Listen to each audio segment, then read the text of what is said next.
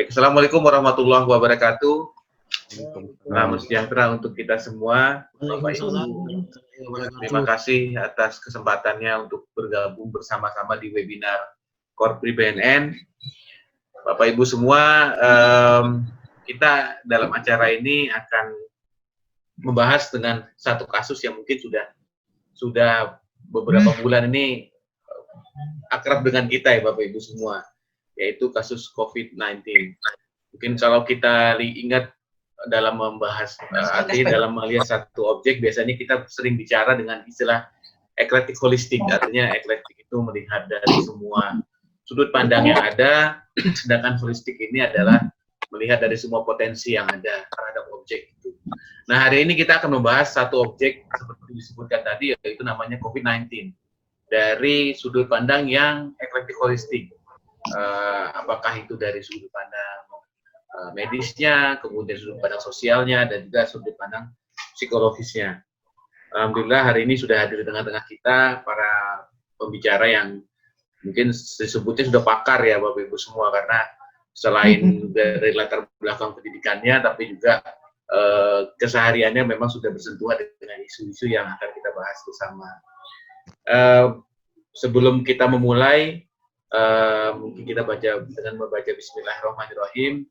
Kami persilahkan dulu kepada Ketua Korpri BNN 2019 sampai 2024 kepada Bapak Dr. Andes Yuki Ruhimat MSI untuk menyampaikan beberapa hal yang akan disampaikan. Kami persilakan Pak Yuki untuk menyampaikan poin-poinnya. Terima kasih Pak. Silakan Pak. Baik, terima kasih Pak Riza atas waktunya.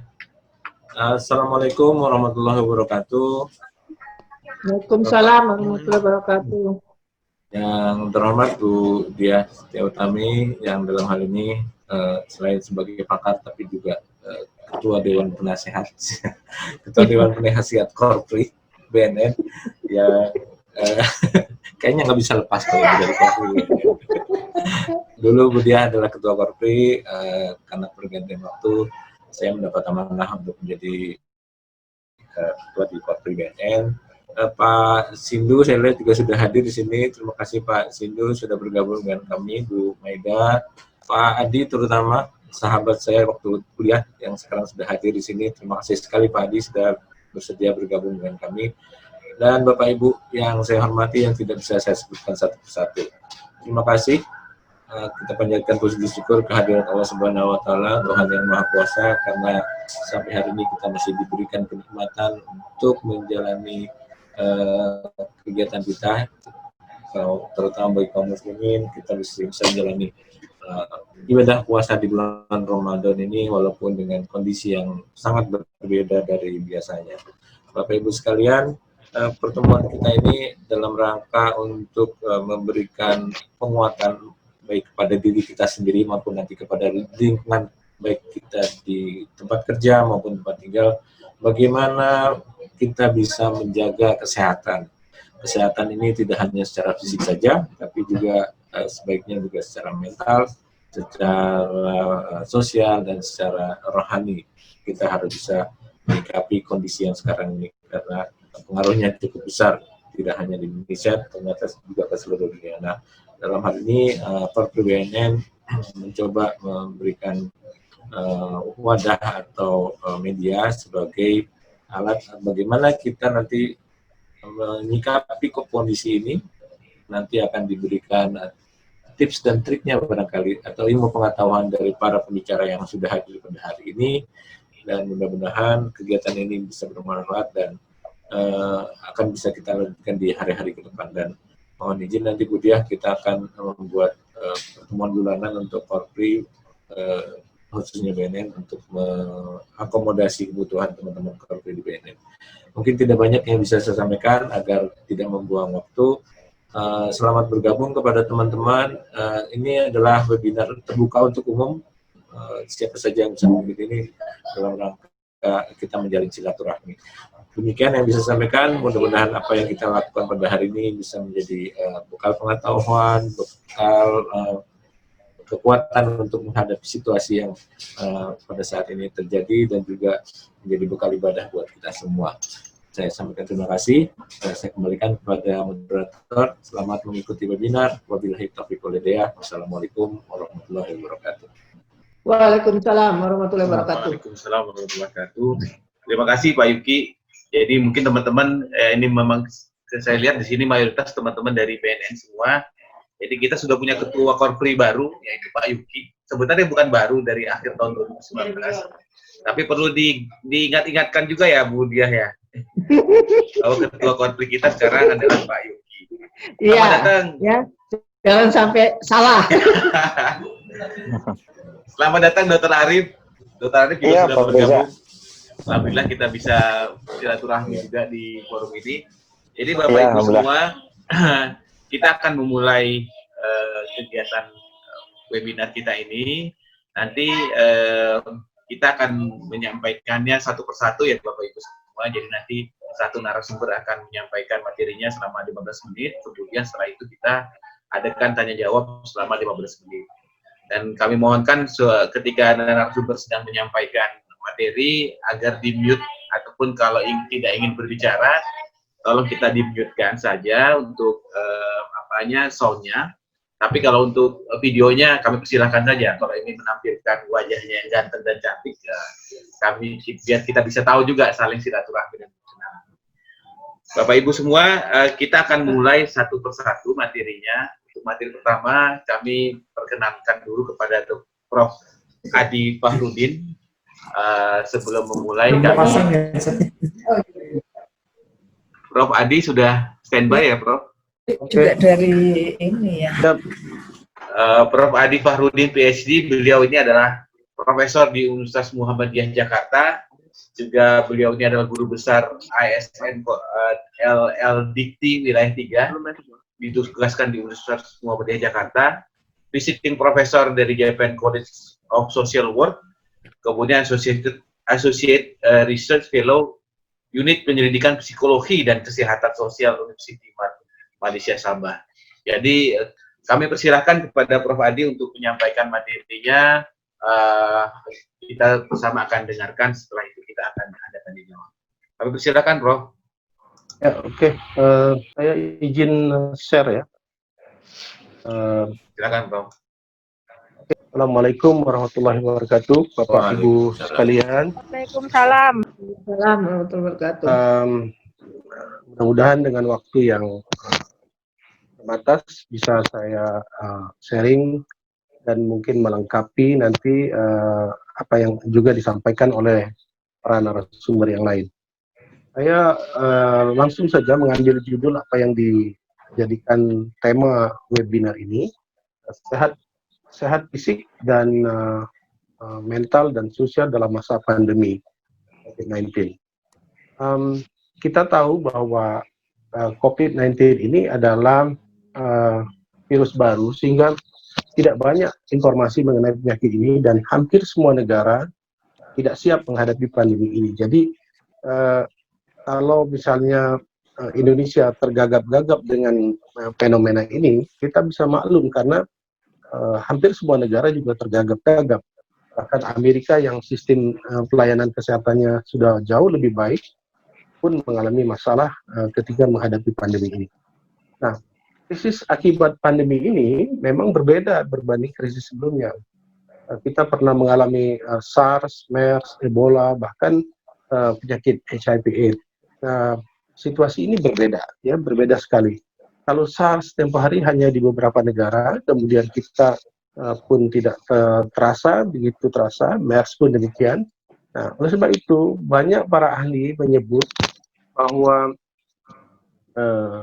virus COVID-19 ini menyebut kita bahwa kita sedang memasuki satu teritori yang tidak dikenali dan tidak pasti.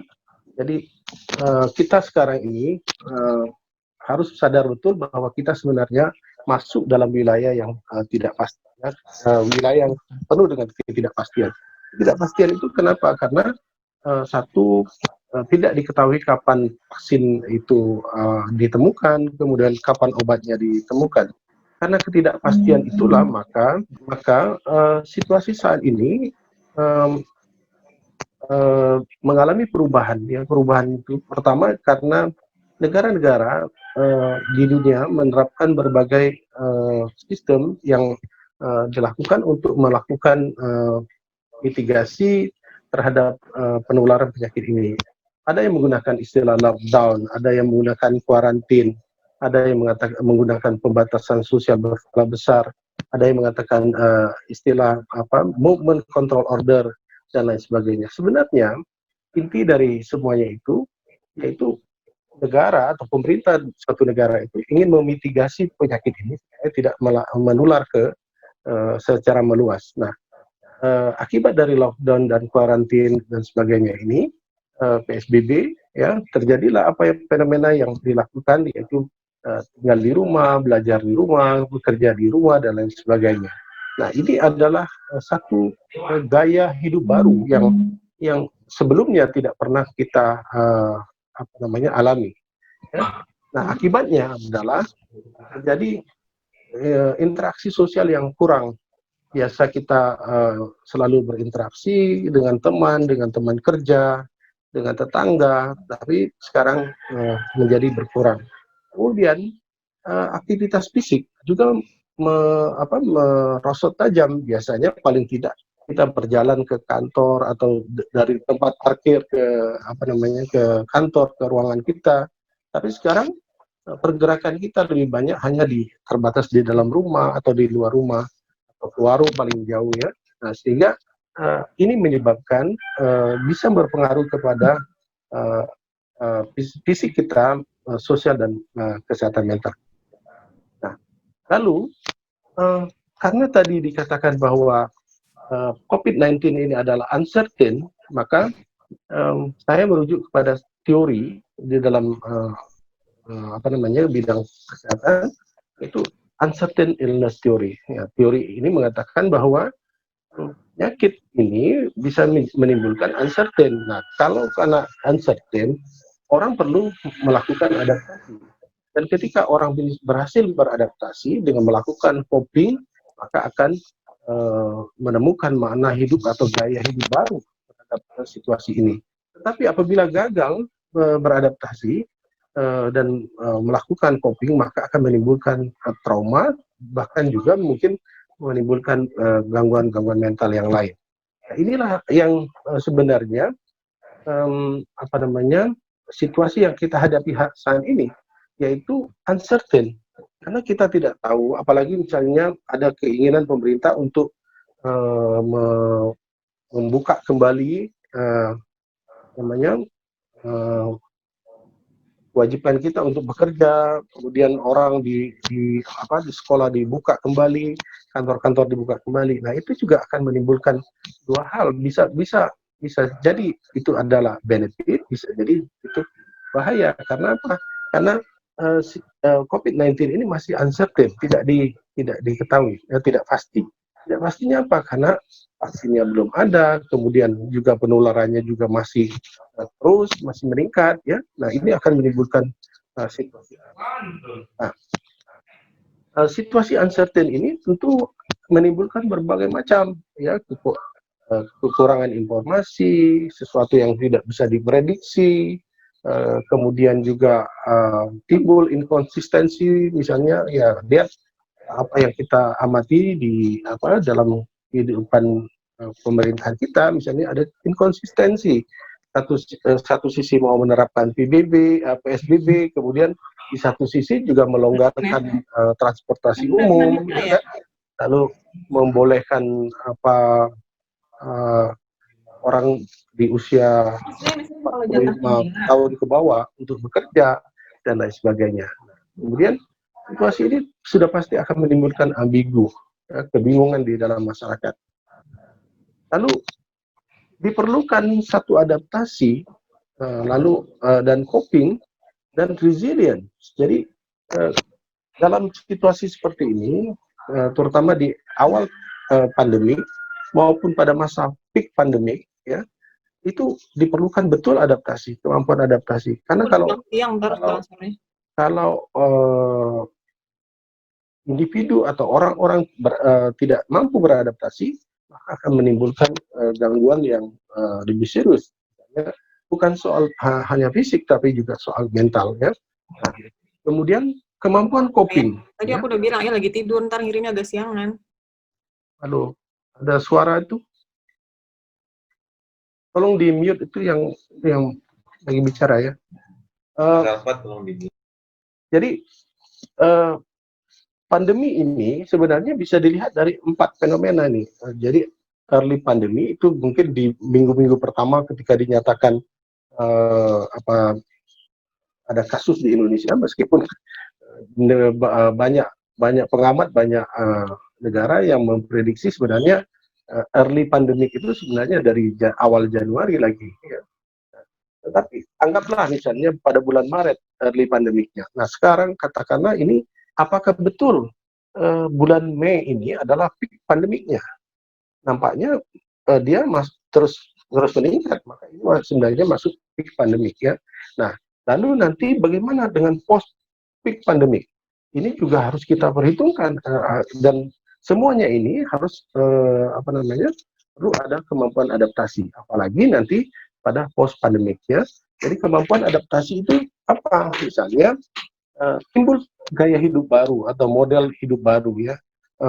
Kita bekerja mungkin tidak sepenuhnya di kantor, kemudian anak sekolah lebih banyak menerapkan pembelajaran online dan kemudian juga kebiasaan berpakaian. Kalau ibu-ibu selama ini misalnya lebih banyak mengkoleksi hijab, ya mungkin nanti selepas pandemik ini kita kalau mau bekerja yang jadi trending kita adalah masker ya. Maskernya mungkin warna-warni dengan kain batik atau apa ya. Nah, jadi yang akan kita tonjolkan ini gaya hidup baru. Jadi keperluan kemampuan beradaptasi dan melakukan daya tindak terhadap situasi yang muncul dalam pandemik ini, yaitu baik pada fase peak pandemik, post peak pandemik maupun dalam fase post pandemik ya. Nah, ini yang harus kita lakukan ya, kemampuan adaptasi dan coping. Supaya apa? Supaya orang memiliki kemampuan resilience. Jadi kalau misalnya ada pandemik baru atau juga misalnya muncul pandemik fase kedua, orang sudah siap dengan situasi yang dihadapi. Ya. Nah, lalu ini adalah satu situasi di mana kita akan berhadapan dengan new view of life ya. Jadi di mana kehidupan kita diliputi atau dihadapkan pada norma-norma baru. Norma-norma baru tadi yaitu yang saya sebutkan. Yang pertama yaitu misalnya bekerja ya tidak harus di kantor. Kemudian simbol sosial itu kalau selama ini orang ditanya kerja di kantor mana, mungkin orang tidak bertanya lagi di kantor, tapi bekerjanya menggunakan sistem apa. Kemudian kontak sosial kita selama ini salaman menjadi tidak bersalaman ya. Ini adalah perubahan-perubahan dan norma-norma baru. Nah, kita akan menuju ke suatu kehidupan normal baru. Kehidupan normal baru itu yaitu kehidupan yang dimana kita berdamai ya, hidup bersama dengan pandemi ini, dengan virus ini. Karena apa? Kalau menurut estimasi dari para ahli, dari literatur yang saya baca, mungkin sampai 2022 kita akan masih dihadapkan pada pandemi ini. Kenapa? Karena selagi virus ini belum ditemukan vaksin dan obatnya, maka kita akan hidup dengan normal baru, yaitu hidup dengan pandemi ini. Ya. Lalu yang berikutnya, yaitu tentu kita harus tetap mengamalkan gaya hidup baru. Gaya hidup baru itu di mana kita harus tetap aktif secara fisik, kemudian tetap harus membangun interaksi sosial, network sosial kita, kemudian pola hidup yang sehat, gaya makanan yang sehat, kemudian kita juga harus menghindari rokok, alkohol, dan sebagainya. Kemudian orang tua dan anak juga mengamalkan praktek pengasuhan anak yang sehat. Ya. Anak itu dalam pengasuhan itu dalam pengertian orang tua terhadap anak terhadap orang tua, ya, termasuk orang tua yang lanjut usia. Nah, yang paling penting lagi yaitu memelihara kesehatan mental. Kenapa? Kalau dalam situasi seperti ini, apalagi dalam post pandemic, biasanya akan muncul kepanikan. Kepanikan itu biasanya di awal-awal pandemi, biasanya orang panic stress. Panic stress yang tidak terkontrol akan menimbulkan stres yang tinggi. Stres yang tinggi akan berakhir pada depresi, ya, anxiety. Kemudian muncul gangguan-gangguan mental yang lain, termasuk diantaranya yaitu mungkin akan muncul trauma, mungkin akan muncul obsessive compulsive disorder, ya, bukan tidak mungkin perubahan yang terjadi ini akan menimbulkan perilaku baru, tapi masuk dalam kategori gangguan mental. Misalnya apa?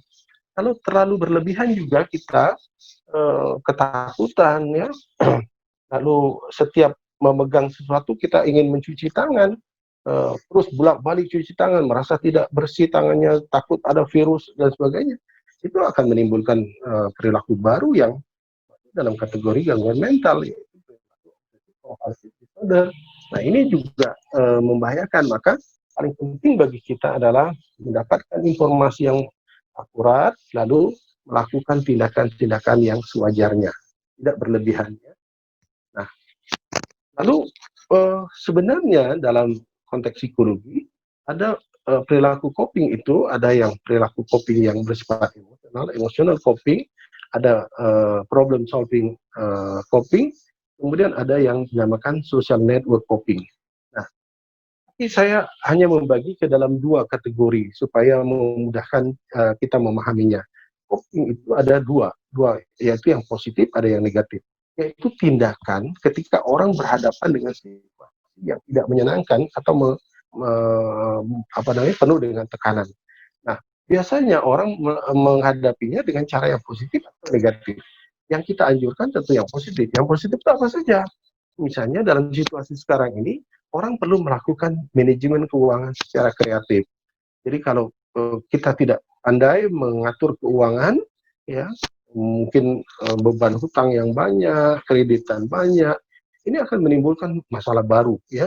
Masalah baru itu berpengaruh nanti kepada kesehatan mental, emosi, ya, yang itu dari emosi akan berpengaruh ke fisik kita, bisa psikosomatis, bisa juga mempengaruhi langsung kepada kesehatan jantung, kemudian tekanan darah tinggi dan sebagainya.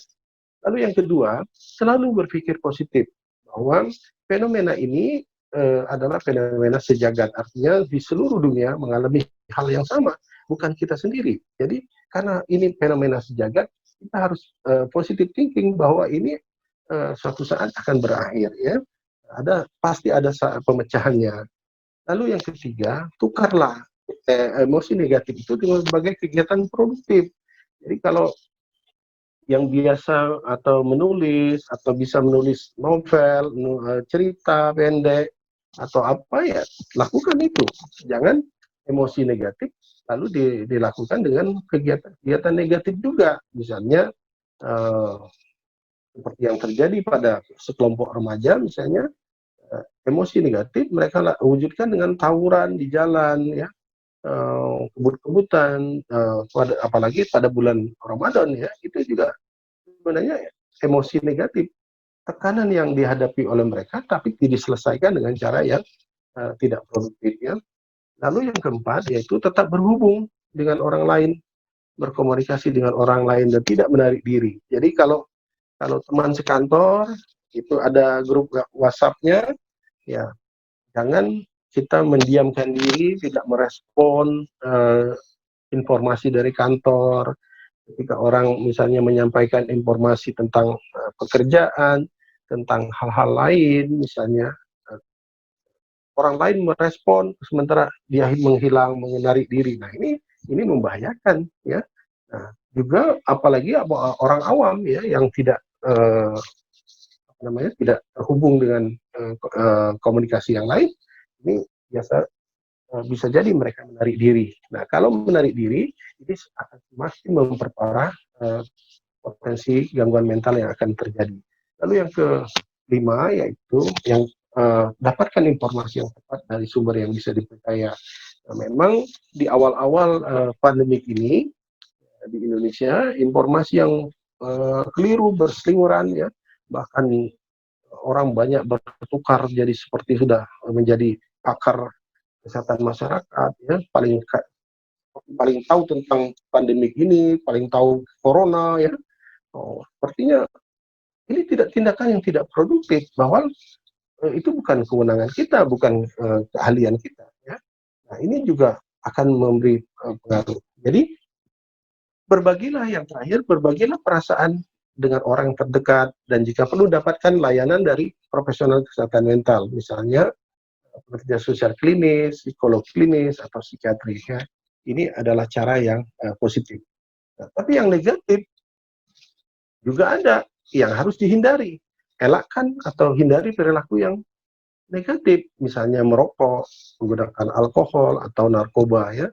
Lalu yang kedua, hindari konflik dengan orang lain, baik itu secara langsung maupun melalui media sosial. Jadi karena tertekan dengan situasi ini, mungkin juga ada, memang dari awal ada ininya ya. Kalau di media sosial kita masih lihat itu yang cebong dan apa itu, kampret itu masih ada, itu yang akhirnya bawa-bawa kepada isu corona ya. Corona dibawa-bawa, jadi masih itu ya. Nah, ini mohon izin 5 menit lagi ya, Bro. Oke. Nah, akibatnya apa? Ini suatu perilaku yang negatif, yang tidak bagus pada kesehatan mental kita. Oke. Jangan menarik diri atau mengasingkan diri jika mengalami tekanan stres. Jadi datanglah minta pendapat orang lain, konsultasi dengan orang lain, apakah itu orang yang kita percayai atau profesional ya, dengan berbagai cara. Sekarang banyak layanan-layanan konseling secara online, secara digital. Hindari bergadang, jadi karena work from home, bebas ya, bekerjanya bebas, mau jam berapa saja. Nah, akibatnya apa? Begadang. Kalau biasanya kan kita bekerja jam 6 pagi sudah berangkat kan. Sekarang tidak ada waktu yang pasti. Jadi kita tidurnya terlalu larut malam, akhirnya kurang tidur atau tidur berlebihan. Ini juga tidak sehat ya. Lalu gunakan media sosial secara cermat. Jadi jangan juga bermain media sosial terus-terusan. Ini adalah tindakan coping yang negatif yang harus dihindari. Nah, terakhir, kesimpulan dari saya, pandemi COVID ini adalah fakta dan realita yang harus kita hadapi. Dan kemampuan beradaptasi dengan cara-cara yang positif untuk menghadapi tatanan hidup baru. Nah, tatanan hidup baru itu adalah new normal. New normal nanti ini, bekerja di rumah lebih banyak, ya. Kemudian cara berpakaian, cara hubungan sosial, kemudian yang dilihat sekarang ini, misalnya ya, bukan pakaian yang kita pakai, tapi tampilan di video. Video conference seperti ini yang dilihat orang tampilan videonya, latar belakangnya harus cantik, berdandan dulu ya. Tampilan itu yang dipentingkan. Jadi itu adalah kehidupan normal baru namanya ya. Kemudian daya tindak positif akan memberi dampak positif kepada kesejahteraan fisik, mental, dan sosial pada diri individu. Nah, kemampuan adaptasi dan daya tindak positif ini akan menguatkan resilience individu dalam menghadapi setiap fase pandemi. Jadi pandemi ini belum berakhir dan masih panjang fasenya. Ya, jadi fasenya masih panjang dan kita harus siap sedia menghadapi situasi ini. Terima kasih sementara. Terima kasih Prof. Adi, sangat lugas sekali beliau sampaikan. Kata kuncinya kalau saya ingat sekali adalah beliau sampaikan kita masih hidup dengan COVID sampai 2022. Jadi oleh karena itu pasti dengan waktu yang panjang itu akan ketemu dengan gaya hidup baru ya Prof. Ya. Tinggal kita harus bagaimana menyesuaikan coping skills-nya menuju coping skills yang positif. Silakan Bapak Ibu, rekan-rekan, kita bisa melakukan diskusi selama sekitar 15 menit.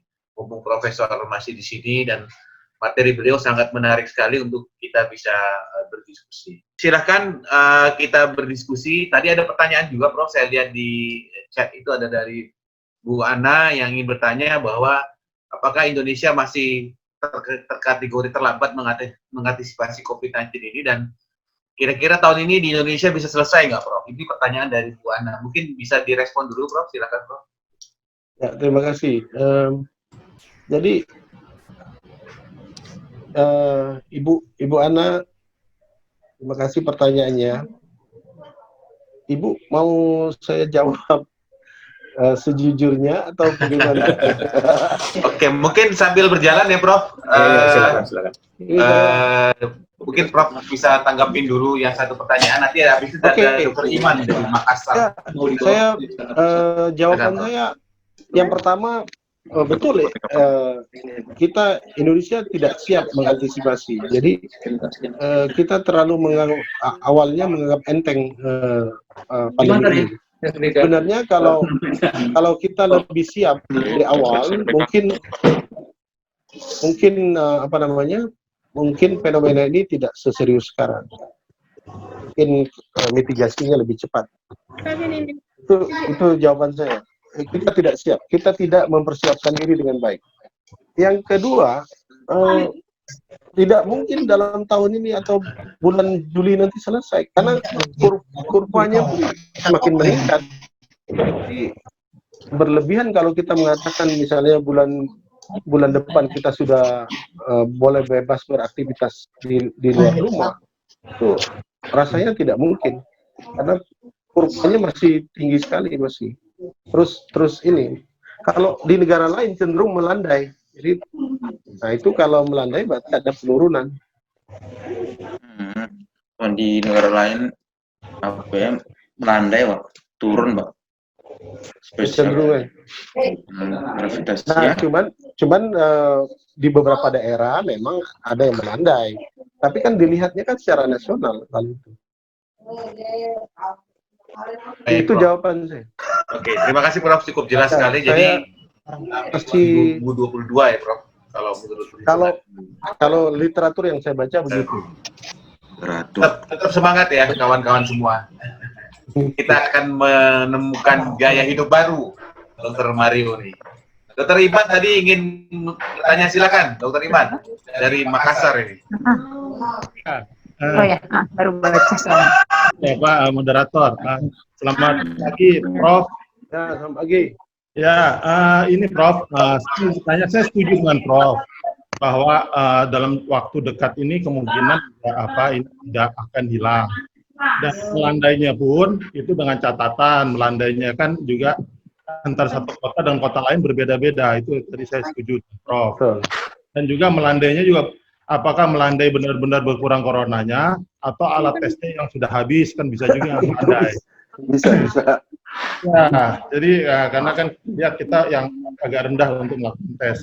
Nah ini yang mau saya tanyakan Prof, kan ujung-ujungnya karena kita tidak ada kepastian, kan tidak ada kemungkinan kita harus berdamai dengan corona. Tadi Prof mengatakan seperti itu. Ya. Kita berdamai dengan corona. Apakah itu akan menjadi suatu seperti segitiga? Jadi segitiga saling terkait antara berdamai dengan corona, herd immunity, dan normal. Gitu Prof. Yang ingin saya tanyakan, apakah ini adalah salah satu kesatuan antara berdamai dengan corona, lalu herd immunity dengan new normal? Karena saya pikir ini saling terkait. Terima kasih Prof. Selamat pagi. Ya, berdamai dengan corona itu ya, dan harus ya. Tetapi herd immunity, rasanya herd immunity itu akan mudah dicapai apabila apa? Satu, disiplin warga negara ya, disiplin warga negara. Yang kedua, gizi yang mencukupi, yang artinya makanan sehat ya. Yang ketiga, perilaku kesehatan warga negara. Kalau tiga komponen ini diantaranya tidak terpenuhi, herd immunity itu rasanya sukar dicapai. Jadi bukan tidak mungkin, justru nanti akan muncul wabah fase kedua, ketiga dan sebagainya. Jadi Pak Iman, kita bisa berdamai dengan virus ini, tetapi situasinya adalah banyak faktor yang masih bisa menjadi penghalang. Yang utama adalah disiplin. Apakah ada rekan-rekan lain yang ingin bertanya? Mohon izin, Bapak mau bertanya. Silakan, dari siapa ini? Dari Indah, BNN Kota Surabaya. Silakan Mbak Ida, langsung Iya. ngomong ya Mbak Ida. Baik Bapak, terjadi di sini kebetulan tetangga saya, lingkungan kami yang ada di sini, kemarin sempat ada klaster baru dari perusahaan Sampurna, dari pabrik rokok yang ada di Surabaya. Nah, untuk mengantisipasi hal tersebut, bagaimana kita bisa memberikan informasi yang benar dan akurat, karena biasanya ada indikasi pegawai yang ada di perusahaan tersebut ada histori sakit gitu Pak. Jadi apakah bisa dikategorikan dia mereka ini yang sakit ini bisa tergolong dia PDP, apakah karena corona? Mohon penjelasannya Prof. Terima kasih. Saya mungkin pertanyaan ini nanti dokter itu ya, dokter Arif barangkali ya. Arif ya. Ya. Karena kalau saya aspek psikologis dan sosialnya ya. Oh, baik. Ya. Tapi ketakutan masyarakat saya pahami itu fenomena kekhawatiran masyarakat untuk terkena, kenapa mereka menolak dan sebagainya. Saya pahami kenapa? Karena literasi kita, ya literasi kita terhadap virus ini rendah sebenarnya. Bahkan di level pemerintah pun banyak yang simpang siur memberi informasi di awal, apalagi di awal-awal kan, yang katanya cukup dengan berjemur lah, apa dengan berdoa lah. Ini virus kok dihadapi dengan berjemur, dengan berdoa ya, nggak logik lah ya. Jadi kita ini literasi masyarakat terhadap COVID ini. Nah, tugas kita juga memberikan informasi, misalnya menyebarkan diklat, BNN mungkin bisa menyebarkan diklat yang tepat ya, setelah dilihat oleh tim misalnya benar itu informasi itu, lalu itu dibagikan kepada masyarakat di kantor-kantor BNN setiap kota misalnya, ditempelkan atau diedarkan ya, itu bisa membantu masyarakat untuk literasi terhadap virus ini. Nah, kalau literasi dia pasti dia menyadari bahwa penyebaran virus ini bisa terjadi apabila indikatornya atau kondisinya seperti ini, misalnya kontak langsung, kemudian tidak bersih, tidak higienis, harus rajin cuci tangan dan sebagainya. Itu bisa membantu masyarakat. Kira itu. Baik, terima kasih Prof. Adi atas jawabannya. Terima kasih Prof. Adi penyampaian kaitannya dengan organisasi kita, karena kita punya kesempatan untuk merubah model hidup baru. Demikian juga kita dalam berorganisasi, kita pun juga menyesuaikan dengan cara ataupun model yang baru, tentunya sesuai dengan nilai-nilai organisasi kita ya, di nasionalisme, netral, responsif, dan inovatif. Baik, untuk kita kasih jempol dulu ya mungkin untuk Prof atas penyampaiannya. Terima kasih banyak Prof atas penyampaiannya.